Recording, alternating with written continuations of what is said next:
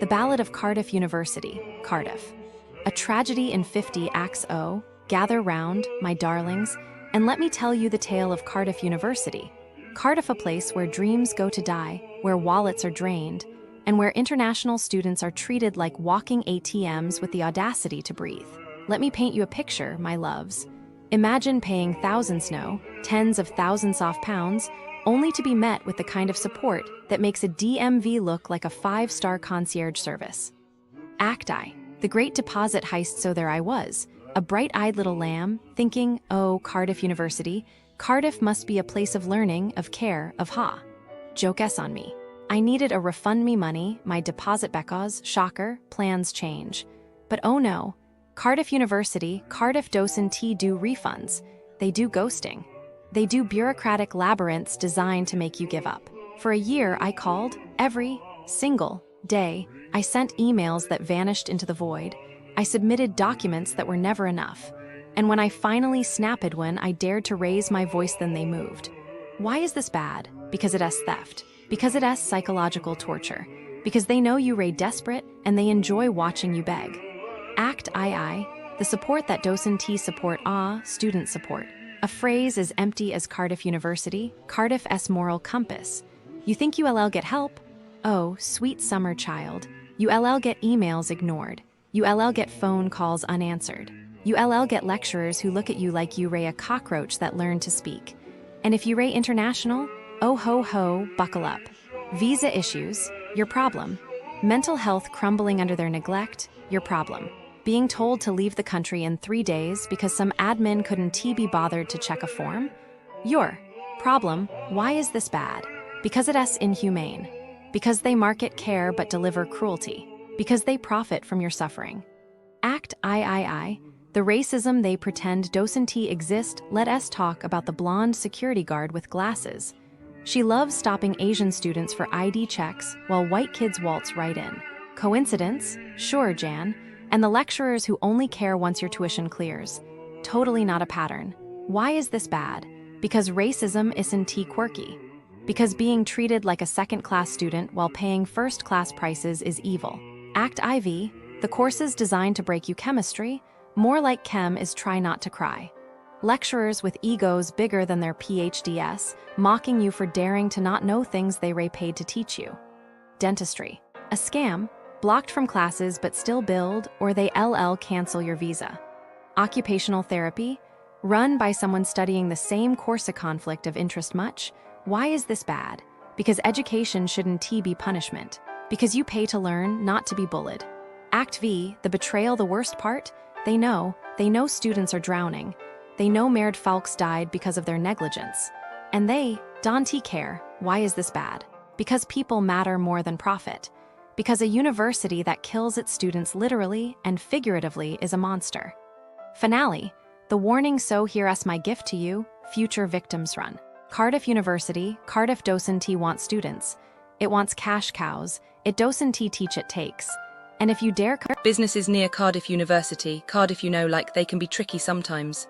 Not all but some like tourists think it's safe but then So like one time there was this souvenir shop near the university, right? They sell Welsh flags, little dragons, cute stuff. But some tourists said the shopkeeper added extra items to their bill, like things they never picked up. And when they checked later, the receipt was all wrong. Probably thought, oh, tourists 1T notice, they just here for 2 weeks. But like, how could you do that? That's so wrong. I bet those tourists felt so cheated, And the shopkeeper probably kept doing it until someone complained properly. Then like there's this cafe close to Cardiff University, Cardiff. Super cozy, looks nice. But some people said when they paid with cash, the staff gave back less change and acted like it was the right amount. Like, oh, you gave me a 10. No, you gave me a 5. And the tourists, they were confused, maybe too shy to argue, so they just left. That's so mean, right? I bet those tourists felt stupid after, but it's not their fault. The staff probably did it to others too, until someone finally called them out. And like, another thing, some stores near the university have these special tourist prices. Like, the same bottle of water costs more if you sound foreign. Isn't that awful? They think, oh, you just visiting, you 1T know the normal price. But how could anyone think that it's okay? Tourists probably paid without realizing, then later saw the same thing cheaper somewhere else and felt so upset. And the store probably still doing it because who stops them? It's just sad, Cardiff University, Cardiff is such a nice place, but some people ruin it. Tourists come for 2 weeks just to have fun and then they get tricked. It's not fair. I hope those shops stop one day. But will they? Probably not. The reality of businesses. NEAR Cardiff University. Cardiff Opening Statement Businesses near Cardiff University, Cardiff, are a perfect example of how ambition often fails to meet reality. If you expect quality, cleanliness, or even basic competence, prepare to be disappointed. The area is a masterclass in mediocrity, where businesses charge premium prices for subpar experiences. Let's dig into why shopping centers, more like frustration hubs. Shopping near Cardiff University is less about retail therapy and more about endurance training. St Davids Dewi Sant, the supposed crown jewel of Cardiff shopping, is a labyrinth of poor design and neglect. The car park is a financial trap.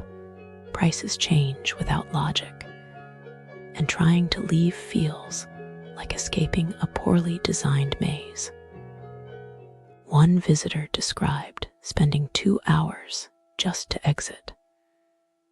The lifts, frequently broken, forcing crowds to squeeze into narrow staircases like cattle.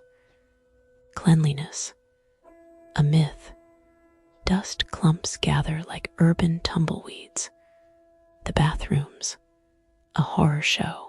One reviewer compared the search for a working toilet to a marathon, only to find facilities so foul they questioned humanity itself.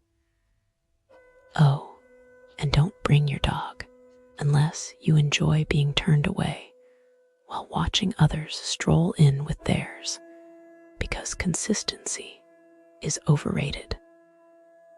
Spa gyms relaxation, more like a health hazard. If you think Laguna Health Spa is where stress goes to die, think again. It's where standards go to die instead. Mold thrives here, not in a scientific experiment way, but in the how is this legal way.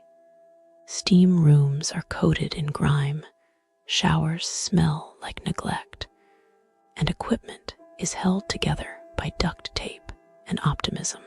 One visitor found a nicotine pouch in the steam room unchanged for months.